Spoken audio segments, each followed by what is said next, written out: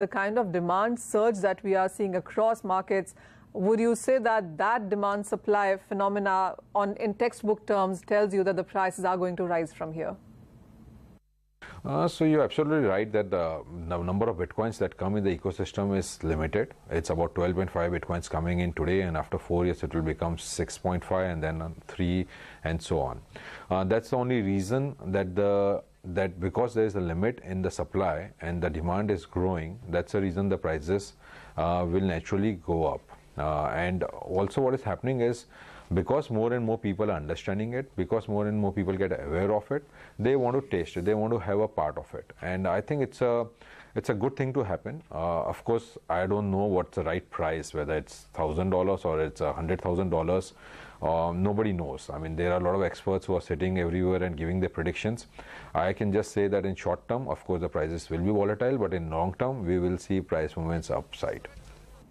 Saurabh, how would you put the Indian daily volumes? I mean, we have seen a surge there on a week, month and month basis as well.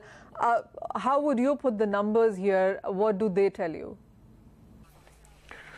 So if you compare it with the world, of course, India is very small. I mean, India doesn't provide even 1% of the total volume that we see in the world. So I think on an average, we will be seeing less than 100 crores of volume on all the exchanges together. That's what Indian market is today. But if you look at month-on-month basis, of course, on between 3 to 4 months, the volumes are doubling. So it used to be maybe few lakh rupees and then few crores, and now it increased to about 100 crores a day. That's the volume we are doing. And so India is waiting for regulations to come in. India is waiting for some kind of clarity from government, some kind of understanding on how government would like to look at it, whether it's going to be a commodity, whether it's going to be a security. Once we get that clarity, I'm sure a lot of people who are sitting on the fences will like to invest in it. And I think that the prices are moving up, and we are all missing the great opportunity to be part of the ecosystem. Well, that point is well taken, Satvik, but would you say love it or hate it? But everybody really seems to be talking about bitcoins, cryptocurrencies, the whole blockchain technology, etc., which of course has a far better reach and acceptability than the cryptocurrency itself. That's right. I mean, I'm wait to sure there will be a market correction, because even in the past in Bitcoin as well, that's exactly what has happened. So like I said, usually the market corrections used to happen within a week of bull run, but this time it's much more than a few weeks already. But when it corrects, how much it corrects will be another question. So with this kind of bull run, probably maybe it will just drop by 10 or 20 or 30%. It may not really go back to the levels it used to be, is what it looks like right now. Ms. Napinai, what would you say? I mean, as we've been talking, that with housewives and college kids and people, the kind of awareness that now seems to be catching up in sense of the digital currencies, with so many people getting in without so much knowledge about on how a Bitcoin is mined and how it is traded, what an e-wallet is perhaps, without really researching all of that, with the kind of money being invested here, would you say that there is a need to sound caution out there? Yes, in fact, the two circulars that the RBI has issued are effectively cautionary notices, saying, almost akin to a caveat emptor, buyer beware. But if you look at the trend that is happening now, it's twofold, what is happening and what we are seeing on an everyday basis. The first and foremost is trust. If you look at fiat currency, the reason why people would invest or would hold on to currency is on the basis of trust. The sudden surge that I'm seeing with respect to cryptocurrency in general and Bitcoin in particular appears to indicate that suddenly the common populace, as you rightly pointed out, has gained trust in this currency, which is otherwise, ephemeral. The second aspect is confidence. I would have expected, particularly in India, that with there not being certainty with respect to how the government intends to treat cryptocurrency or bitcoins, the investor or the common investor would be a little cautious before they put in hard-earned income. There was a departmental committee which was formed pursuant to a PIL filed before the Supreme Court. They were to take a decision and file a report that is still pending. there has been a lot of speculation about how that committee is going to decide with respect to cryptocurrency or bitcoins. Despite that speculation, it is indeed surprising that the general populace has gained a huge amount of confidence in terms of investing in bitcoins or cryptocurrency. I would just want to wait and see how India would go if a definitive stand is taken with respect to cryptocurrencies. All right, gentlemen, stay on with us. Well, that's an interesting conversation that we are having with our experts on bitcoins and other cryptocurrencies. But after this very short break, we will also touch upon the regulatory aspect of it and how more clarity needs to be on that one as more and more people start investing here.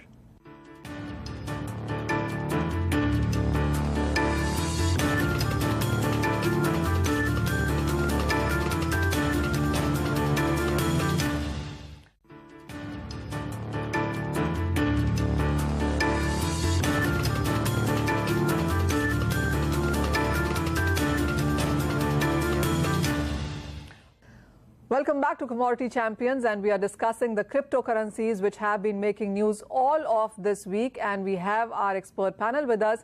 We will talk about the regulatory aspects of the cryptocurrencies in the Indian markets.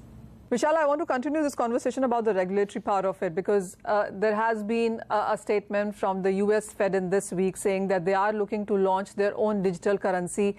We have heard that from our own central bank, RBI, talking something about on the same lines that the cryptocurrency perhaps is not such a great idea, but their own digital currency really might do the trick. How would you differentiate between the two? Because a regulator's digital currency and a private party's cryptocurrency are two very different cases here. Well, India is one of the largest economies in the world, and you've got a huge population. So even in terms of interest, India represents a huge potential market for Bitcoin and cryptocurrencies as a whole.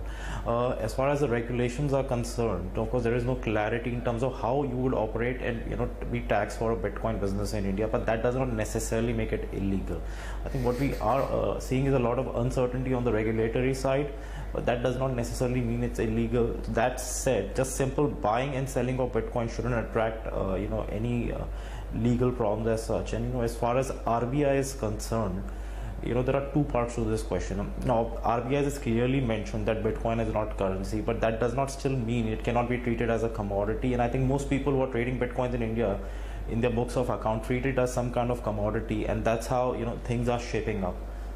Vishal, we already have seen the prices run up so much. Valuations of whether it's Ethereum or Dash, Ripple, Bitcoin has been through the roof.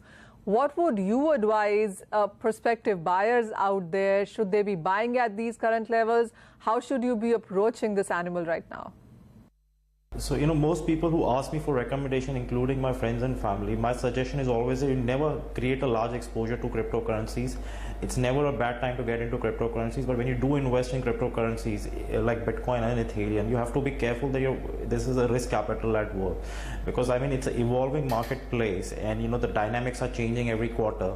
One piece of news or one bad quarter can have inverse or adverse impact on the prices. So whenever people do invest in cryptocurrencies, they need to look at it as a risk investment and shouldn't be creating a large exposure. But if you have that risk appetite, it's probably still a good time to get into cryptocurrencies. Vishal, how would you look at the whole market as we see it right now? Would you say that it is important now for the RBI to start moving in with so many people already sitting in that kind of an investment with no clarity on regulations? Would you say that there isn't too much that we can do going forward onto this? See, the fundamental basis of Bitcoin is freedom of access, right? I don't need anybody's permission to download a Bitcoin wallet. The rate at which the Bitcoin gets produced is public knowledge. The way they get distributed is public knowledge. So there is an absolute level of transparency as far as the Bitcoin is concerned. Now, will governments be in a position to replicate that model is question only they can answer. But if you're going to create a controlled ecosystem, whether you do it on a blockchain platform or a traditional platform, it wouldn't really make much of a difference from an investor's perspective. Saurabh, there have been conversations on how if tomorrow RBI does not allow or in part allows the trading in case of digital coins, The whole point really being that it is not India specific. You are holding bitcoins or digital currencies in your e-wallet, so it can be sold and bought in the international markets. It is beyond boundaries. So would you say whether or not there is regulatory clearance, the trade still continues on? I mean, of course, people can sell it outside. So first of all, to sell outside, they will need to register themselves, they need to do KYC, and they will also need a bank account in which they can collect the money, which I don't think is possible for 99.9% of the Indians. In fact, I can't do that, so most of the people will not be able to do that. Most of the people are buying on a belief that because it's already been regulated in Japan, because countries like US and Europe have been giving positive news on exchanges, on giving licenses to exchanges, and India being a futuristic thinking country now, India looking at digital space in a big way, will also look at regulations. I'm sure that's how people are looking at it. So, Ms. Napinai, this question is to you, because while we have seen an increase in Indians getting involved, buying, investing in cryptocurrencies, since the regulatory part is not so clear, how would you look at the profits being generated or the money being invested here in taxation firms, in the sense showing it in your accounts, etc.? In fact, that's a very good question, and that should be one reason why RBI has to take a decision quickly. In fact, it's not just RBI, the government will have to take a decision quickly. Primarily, if you look at it in terms of taxation, there would be on one hand an income tax implication and also capital gains. So unless there is some clarity with respect to how the government intends to treat the gains that investors are making through cryptocurrency investments, it's going to be a two-way loss. Vishal, as far as the Indian markets go, it is only Bitcoin that we have had an exposure to. The rest, of course, are yet to catch up. What is your sense? If you had to choose from one to another, what would you advise? So I think what has happened is Bitcoin has caught a lot of people's attention. The technology, the blockchain technology is exciting in terms of the repercussions and implications it will have on society as a large over maybe next couple of decades. Now what you are seeing, these altcoins coming into the market are experiments really. So I mean, since you've found a new template that works and there is excitement around this investment and this technology, a lot of people have created a lot of ideas, and some may succeed, some may fail. So of course, when investors do invest in these alternate cryptocurrencies, they need to take it with a pinch of salt and be careful that they could lose all of their investment. As far as governments creating their own cryptocurrency is concerned, I mean, it's much more complex than that. I mean, governments can create their own cryptocurrencies if they like to, but I mean, it still comes down to the monetary policy and how that currency is going to be regulated and managed. All right, so that's the euphoria, a bit of a caution and advice from our experts if you are intending to invest in cryptocurrencies. With that, gentlemen, thank you so much for joining us and making this conversation so much more interesting. Thank you so much. That's all the time that we have on the show.